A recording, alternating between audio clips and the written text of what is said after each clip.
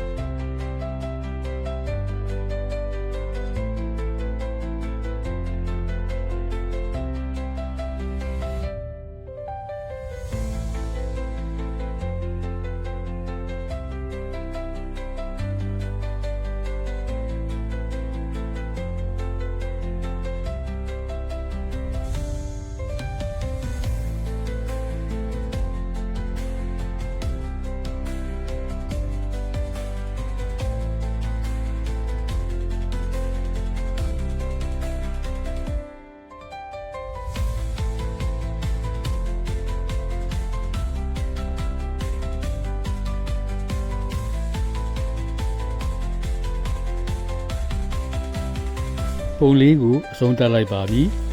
။မိငန်းပြုခဲ့တဲ့မူရင်းပုံကိုလည်းရှင်တွဲပေါ်ပြလိုက်ပါတယ်။